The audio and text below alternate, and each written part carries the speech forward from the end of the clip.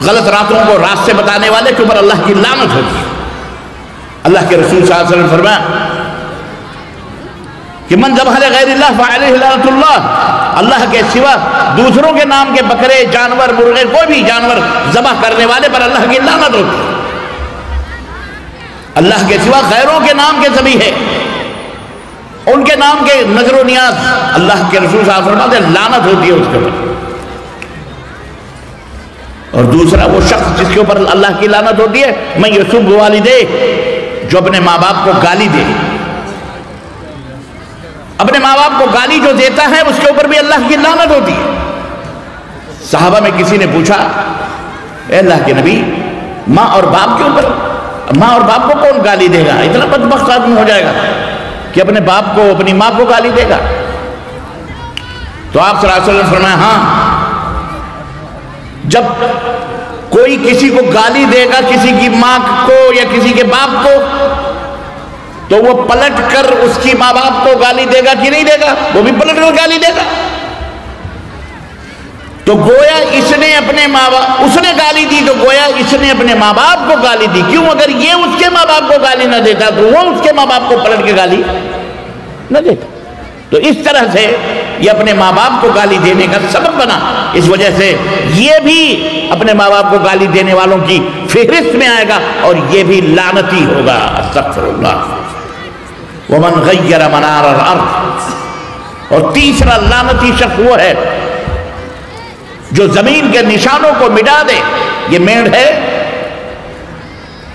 یہاں سے عبداللہ کی زمین ہے، وہاں سے عبد الرحمن کی زمین ہے، اتنی موٹی مینڈ ہے، اپنے کھیت کو چوڑا کرنے کے لیے دھیرے دھیرے دھیرے دھیرے چھانٹ چھانٹ کے مینڈ ہی کو پتلا کر دیا۔ ایک بالشت زمین کے لیے، یاد رکھو، ایسا بندہ لعنتی ہے۔ ارے وہ جو غذا کھائے گا اس زمین کی پیداوار، یاد رکھو وہ جنت میں نہیں جائے گا، حرام ہے وہ اس کے لیے۔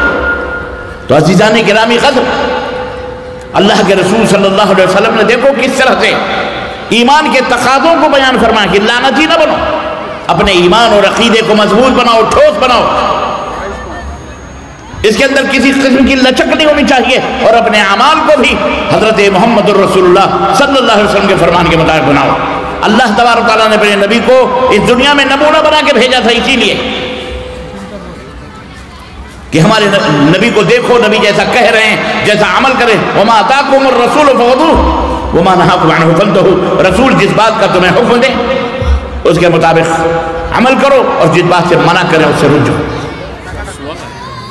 عزیزان گرامی قدر، ہماری زندگی کا مقصد اس دنیا میں زمین اور جائیداد کی زیادہ سے زیادہ مال بٹورنا نہیں، زمین و جائیداد زیادہ سے زیادہ رقم کمانا نہیں۔ بے شک اللہ تعالیٰ جسے نوازتا ہے نوازتا ہے وہ لے دے، کوئی مسئلہ نہیں۔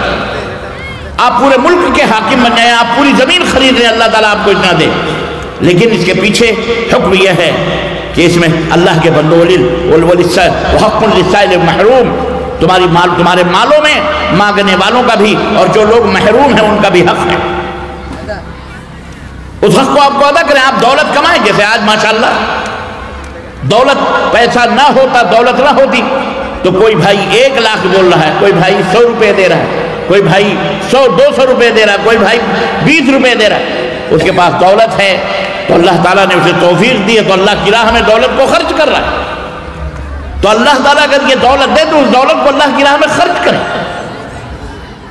آپ پیسہ، لیکن صرف اس کو سینٹ کے رکھنا اور اللہ کی راہ میں خرچ نہ کرنا۔ دین مجبور ہو رہا ہے، بے بس ہے، مسجدیں ویران ہیں، کوئی لائٹ نہیں ہے اس میں، فین نہیں ہے اس میں، پنکھا نہیں ہے اس میں، بجلی نہیں، لوگ جاہل ہو رہے ہیں، اور یہ پیسے سانپ بن کر کے بیٹھا ہوا ہے، پیسہ نہیں نکال رہا ہے۔ کیا فائدہ اس پیسے سے؟ مر جائے گا وہ پیسہ، قیامت کے دن اس کے گلے میں سانپ بن کر کے آئے گا۔ تو آپ دنیا کمائیں، اس میں کوئی شک نہیں، لیکن اس میں یہ نہ بھولیں کہ ہمیں اس دنیا کی دولتوں کے اوپر سانپ بن کر کے نہیں، سے اللہ کی راہ میں خرچ کریں، اللہ کی رضا میں خرچ کریں، چاہے وہ اپنی بیوی پر، چاہے اپنے بچوں پر، چاہے اپنے بھائیوں پر، چاہے اپنے رشتہ داروں پر، چاہے اپنے دین کی راہوں میں، چاہے اپنی مسجدوں پر۔ یہ تمام سب مصاریف ہیں، راستے جہاں آپ کو ان مالوں کو خرچ کرنا ہے۔ حضرت عثمان غنی رضی اللہ تعالیٰ عنہ، پتہ ہے سینکڑوں اونٹ کے اوپر لدے ہوئے غلے آئے، مدینے کے اندر بھوک مری تھی. جب وہ غلے آئے تو لوگ نماز، اللہ کے رسول صلی اللہ علیہ وسلم خطبہ دے رہے تھے. سورہ جمعہ کے اندر وہ واقعہ ذکر ہے، اللہ کے نبی خطبہ دے رہے تھے. اتنا بھوک تھا، اتنی پیاس تھی، غربت تھی کہ لوگوں کو پتہ چلا کہ مدینے کے اندر اونٹ غلوں سے لدے ہوئے آ گئے. نبی صلی اللہ علیہ وسلم کو ممبر پر چھوڑ کر بہت سارے لوگ نکل گئے باہر کہ ہم غلہ پا جائیں، ہم غلہ پا جائیں، ہم کھانا پا جائیں، ہم کو مل جائے. اللہ تعالیٰ نے قرآن کریم میں اس واقعے کا تذکرہ فرمایا، وہ ترکوک قائما، اللہ کے نبی لوگ حرص اور حوث میں باہر ہو گئے اور آپ کو ممبر پر کھڑا چھوڑ کے چلے گئے. بہرحال حضرت عثمان غنی رضی اللہ تعالیٰ عنہ نے جب دیکھا یہ منظر، کیا ہونا چاہیے، مدینہ بھوک سے مر رہا ہے، لوگ پیاس سے مر رہے ہیں، بچے بلک رہے ہیں. لوگوں نے کہنا بھی شروع کیا کہ آج تو عثمان کی بلے بلے ہو جائے گی، آج تو عثمان خوب کمائیں گے، خوب 10 درہم کا مال، 10 روپے کا مال 1000 روپے میں بیچیں گے، 100 روپے میں بیچیں گے. آج کے یہ کئی 100 300 اونٹ جو لدے پھلے ہیں، آج تو یہ کروڑ پتی بن جائیں گے. اللہ اکبر. لیکن قربان جائیں اللہ کے حبیب حضرت محمد رسول اللہ صلی اللہ علیہ وسلم کی تربیت پر. آپ نے اپنے صحابہ کی تربیت کی تھی، کیسے کی تھی کہ باہر نکلے، اونٹوں کی قطاریں دیکھیں، مدینے والوں کی للچائی ہوئی معصوم بھوک سے بلکتے سکڑے ہوئے بچوں کے بلبلاتی ہوئی آنکھیں، آنسو دیکھے عورتوں کو پردے میں جھانکتے ہوئے حسرت و یاس بنے ہوئے. اللہ کی قسم حضرت عثمان غنی کے چہرے چمک اٹھی اور آپ نے کہا، اے لوگو جاؤ، یہ پورے اونٹ کے اوپر لدے ہوئے سارے گلے اہل مدینہ کے لیے صدقہ ہیں، یہ سب اہل مدینہ کے لیے فری میں اللہ کی رضا کے لیے بانٹ دوں گا. میں لے جاؤ جتنا لے جانا ہے، کھاؤ اور پیو. اللہ اکبر. کتنی دعائیں نکلی ہوں گی، کتنی خوشی ہوئی. ایک دفعہ غزوہ تبوک کا موقع تھا، اللہ کے نبی صلی اللہ علیہ وسلم کو بہت زیادہ ضرورت تھی. چندہ شروع، بہت سارے لوگ چندوں کے اوپر بڑا ناک بھون چڑھاتے ہیں کہ یہ لوگ چندہ کرتے ہیں، چندہ کرتے ہیں. ان بیوقوفوں کو پتہ نہیں کہ یہ نبی کی سنت ہے، چندہ کرنا نبی کی سنت ہے. اللہ کے نبی نے بھی چندہ کیا. غزوہ تبوک کے موقع پر اللہ تبارک و تعالیٰ نے اللہ کے رسول صلی اللہ علیہ وسلم چندے کا اعلان کیا اور سب لدے پھدے آئے، حضرت عمر بھی آئے، سب آئے اور سبوں نے اللہ کی راہ میں قربانی دی. مدینے کے اندر ایک کنواں تھا یہودی کا تھا. آدھا کنواں حضرت عثمان غنی نے خرید لیا اور مسلمانوں کے لیے وقف کر دیا. آدھے کنواں خریدنے کا مطلب یہ تھا کہ ہفتے میں 2-3 دن مسلمان پانی نکالیں گے اور 2-3 دن پانی نہیں نکالیں گے. مسلمان کیا کرتے تھے، ہفتے میں 3 دن کا پانی، 6 دن کا پانی پورا جمع کر لیتے تھے، کنواں سوکھ جاتا تھا. وہ یہودی پریشان ہو گیا کہ یہ تو گڑبڑ ہو رہی ہے. کہا عثمان تمہیں خریدنا ہے کیا؟ کہا تم کو بیچنا ہے تو میں خریدنے کے لیے تیار ہوں. کہا بیچ دو. یہودی نے کہا لے لو. حضرت عثمان نے کہا قیمت بتا. کنویں کی قیمت دی اور اس کو خرید لیا.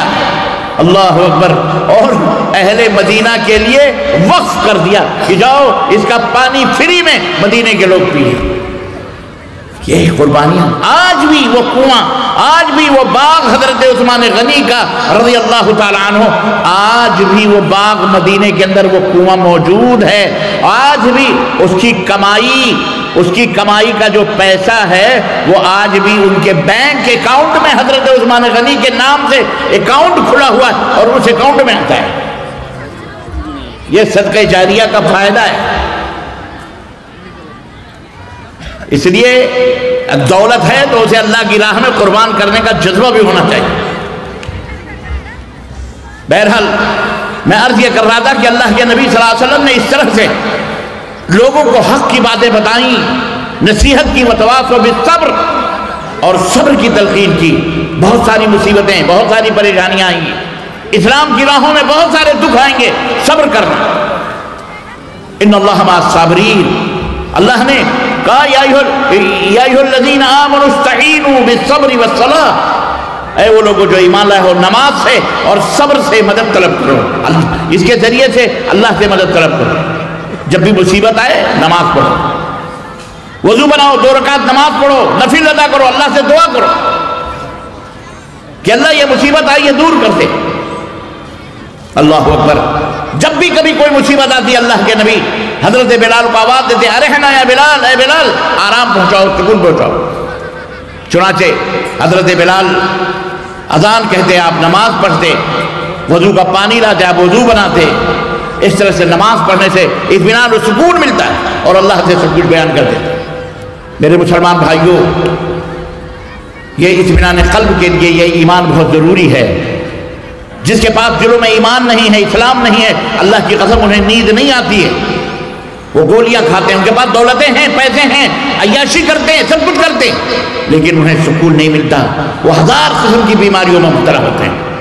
آپ یہ بھی کہہ سکتے ہو کہ آج ہم بھی تو مسلمان ہو کر کے پریشان ہیں۔ ٹھیک ہے، آپ پریشان کیوں ہیں؟ آپ نے کبھی اس کے اوپر غور کیا؟ ہمارا نوجوان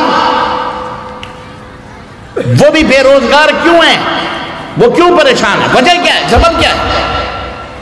وَأَنَّ اللَّهَ لَيْسَ بِظَلَّامٍ لِلْعَبِيدِ، اللہ فرماتا ہے ہم اپنے بندوں کے اوپر ظلم نہیں کرتے۔ اللہ ظالم نہیں ہے اپنے بندوں کے اوپر۔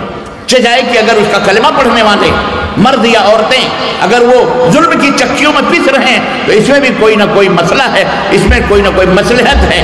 یا تو اللہ آزما رہا ہے اور یا تو وہ کسی گناہ کے اندر ڈوبا ہوا ہے، اللہ اس کے گناہوں کی اس کو سزا دے رہا ہے۔ دونوں شکلیں ہو سکتی ہیں۔ اگر وہ مومن ہے، ایمان والا ہے، نمازی ہے، پرہیزگار ہے، حلال کھاتا ہے اور پریشان ہے، تو یہ سمجھ لو کہ اللہ کی آزمائش ہے اسے چاہیے کہ صبر کرے، نماز کو قائم رکھے اور صبر کے ذریعے سے اللہ تبارک و تعالیٰ کی مدد طلب کرے۔ اور اگر وہ گنہگار اپنے آپ کو محسوس کر رہا ہے کہ میں سود کھا رہا ہوں، میں حرام کھا رہا ہوں، میں زنا میں ملوث ہوں، میں بہت بڑا جھوٹا ہوں۔ ہر انسان اپنے بارے میں بہتر جانتا ہے، ہر انسان اپنے بارے میں سب سے بڑا مفتی ہے کہ وہ کون ہے۔ کسی عالم سے فتویٰ پوچھنے کی ضرورت نہیں، ہر انسان کو اپنے گریبان میں منہ ڈال کر کے سوچنا چاہیے کہ اس کا ٹھکانہ جنت ہے یا جہنم ہے۔ اللہ کی قسم وہ یہی فیصلہ کر سکتا ہے۔ مولوی کو بتانے کی ضرورت نہیں ہے کہ ہم آپ کتنے پانی میں ہیں، ہم کتنے پانی میں ہیں۔ اس لیے ضرورت اس بات کی ہے کہ ہم اپنا اپنا محاسبہ کریں اپنے اپنے دلوں کو قبل اس کے کہ ہمارا حساب و کتاب لیا جائے، اللہ تعالیٰ کے سامنے کھڑا ہونا پڑے۔ اللہ کے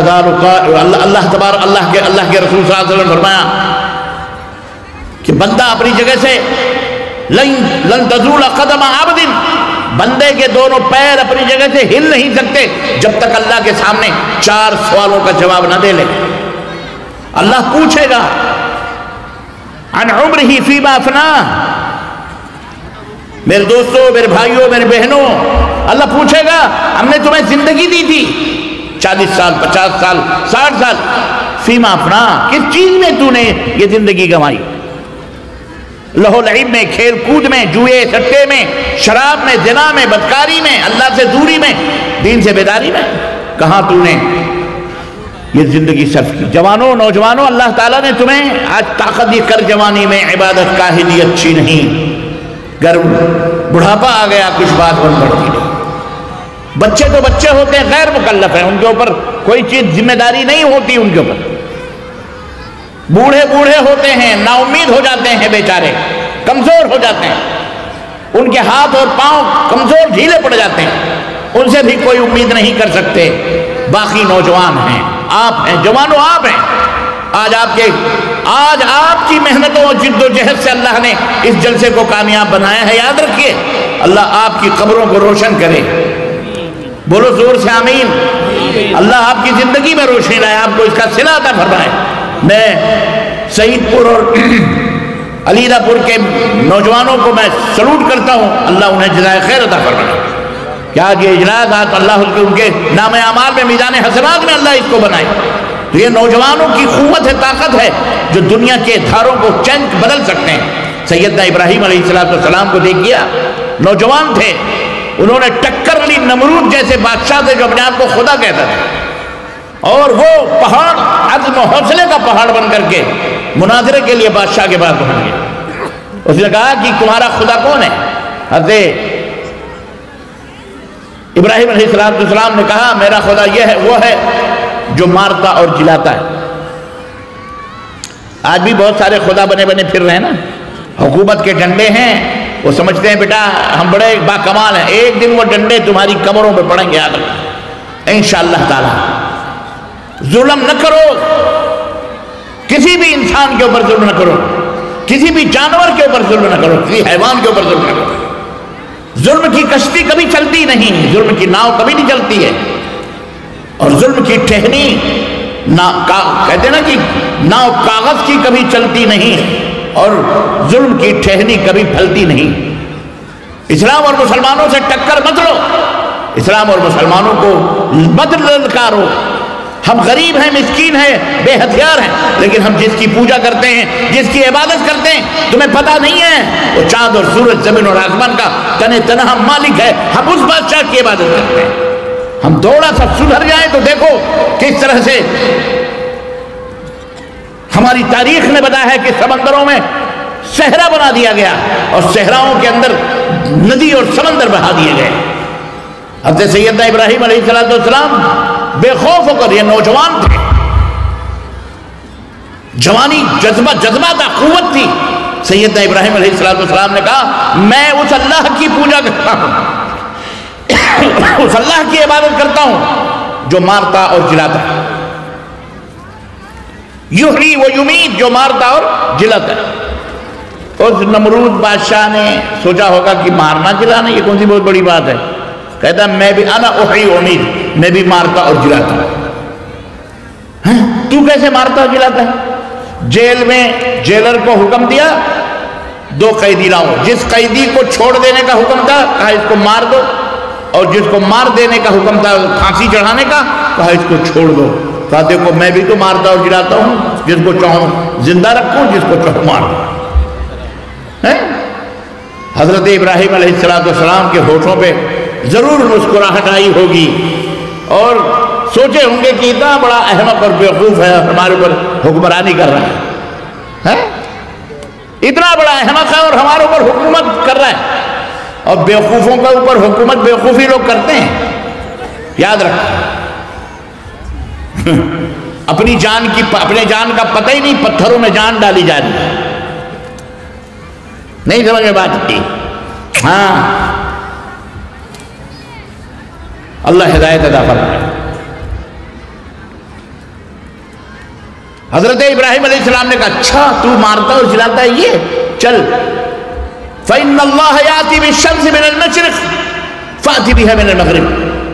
میرا اللہ وہ ہے جو مشرق یعنی پورب سے سورج نکالتا ہے اور پچھم میں ڈبوتا ہے. تو اگر خدا ہے تو پچھم سے سورج نکال دے اور پورب میں ڈبو دے. قرآن میں اللہ نے فرمایا فَبُهِتَ الَّذِي كَفَرَ، تو وہ کافر ہکا بکا رہ گیا. نکال سکتا ہو، اس کے بس میں ہے. بولو ہے. یہ مناظرہ ہمیں اسی طرح کے داؤں پیش سیکھنے ہیں. ہمیں یہ کہاں سے ملے گا؟ یہ رب کے قرآن میں ملے. قرآن پڑھو. ہمارا دین قرآن کے اندر موجود ہے میرے دوستوں، میرے بھائیوں اور میری بہنوں. ترجمے کے ساتھ پڑھو. بنگلہ میں بھی قرآن ترجمے کے ساتھ موجود ہے. بنگلہ کے آپ کے علماء ہیں، مشائخ ہیں، ماشاءاللہ تبارک اللہ. اتنی پیاری پیاری تقریریں کہ دل چاہتا ہے، ہمیں سمجھ نہیں آتی پھر بھی ہم سنتے رہتے ہیں، اچکتے ہیں کچھ کلمے کچھ باتیں. ماشاءاللہ تبارک اللہ. اللہ تعالیٰ ہمارے علماء کو، مبلغین کو اللہ اور دن دنی رات چوگنی ترقی عطا فرمائے اور اللہ ان کی حفاظت فرمائے اور اسی طرح اپنے قوم و ملت کی قیادت اور رہنمائی کرنے کی توفیق عطا فرمائے. عزیزان گرامی قدر، تو یہ ہمت، یہ جذبے نوجوانوں میں ہوتے ہیں. نوجوان ہر قوم کی تقدیر ہوتے ہیں. الحمدللہ آج بھارت میں آپ کی ضرورت ہے اور آپ جیسے نوجوان، اللہ اکبر، یہ پورے علاقے کا علاقہ جس کے بارے مجھے بتایا گیا سب اہل الحدیث ہیں. ٹناٹن ماشاءاللہ، شرک نہیں ہے، بدعات نہیں ہے، خرافات نہیں ہے، سب پکے اہل حدیث ہیں. بس عمل میں کمزوریاں ہیں، عمل میں کمزوریاں ہیں. اور آپ کو پتہ ہونا چاہیے عمل سے زندگی بنتی ہے، جنت بھی جہنم بھی. یہ خاکی اپنی فطرت میں نہ نوری ہے نہ ناری ہے. ایمان لانے کے بعد میں سب سے پہلی بات جو ضروری ہے وہ عمل ہے. ہر جگہ اللہ تعالیٰ نے جہاں بھی کہا یا ایھا الذین آمنوا وہیں پر فرمایا واعملوا الصالحات، عمل صالح کریں. عمل صالح، عمل صالح حضرت محمد الرسول اللہ صلی اللہ علیہ وسلم کی سیرت مبارکہ ہے. کیسے نماز پڑھنی ہے، کیسے زندگی گزارنا ہے، کیسے اٹھنا ہے، کیسے بیٹھنا ہے، کیسے شادی کرنی ہے، کیسے بیاہ کرنے ہیں. یہ تمام سب چیزیں سب نمونے اللہ کے نبی صلی اللہ علیہ وسلم کو بھیجا گیا بنا کر. اس کی ضرورت ہے ہم کہ ہم یہ تمام سب چیزیں سیکھیں، اور وہ سکھائی آپ کو مدرسوں میں ہوتی ہے. مسجدوں میں علماء خطیب خطبہ دیتے ہیں، اس میں سیکھو. اپنے بچوں کو، اپنی بچیوں کو توحید بتاؤ، سنت بتاؤ. آج میں ایک جگہ عورتوں کے اندر تھا، عورتوں میں کچھ باتیں نصیحت کی تھی. میں نے صرف ایسے ہی، میری عادت ہے چلتے چلتے کچھ پوچھ لینے کی، تو میں نے اسی میں سوال کر لیا کہ جنت کے کتنے دروازے ہیں؟ کس کو معلوم ہے؟ پتہ ہے جنت کے کتنے دروازے ہیں؟ اللہ آپ کو جزائے خیر دے. لیکن وہ بیچاری خاتون میں کسی نے نہیں کہا ہمیں نہیں معلوم. سوچیے آپ، ہم نے کہاں نالج کہاں دیا ہے؟ کہاں نالج؟ اللہ کے نبی نے فرمایا کہ المرأة اذا صلت خمسها وصامت شهرها وطاعت بعلها وحسنت فرجها، عورت اگر 5 وقت کی نماز پڑھ لے، 1 مہینے کا روزہ رکھ لے، اپنے شوہر کی فرما برداری کر لے، اور اپنی آبرو کی، اپنے عزت کی حفاظت کر لے، تو کل قیامت کے دن اللہ تبارک و تعالیٰ جنت کے 8 دروازوں کو کھول دے گا اور کہے گا اللہ کی بندی جس دروازے سے تو جنت میں جانا چاہے چلی جا. اور یہ مقام صرف عورتوں کے لیے ہے. یہ مقام کس کے لیے؟ کسی مرد کے لیے نہیں ہے، یاد رکھنا، سوائے ابو بکر کے. ایک ابو بکر ہی ہیں جنہیں جنت کے ہر دروازے سے بلایا جائے گا. یہ مقام سیدنا ابو بکر کو حاصل ہے، اور یہ مقام صرف مسلمان مومنہ عورتوں کو حاصل ہے جن کے اندر یہ 4 خوبیاں ہیں.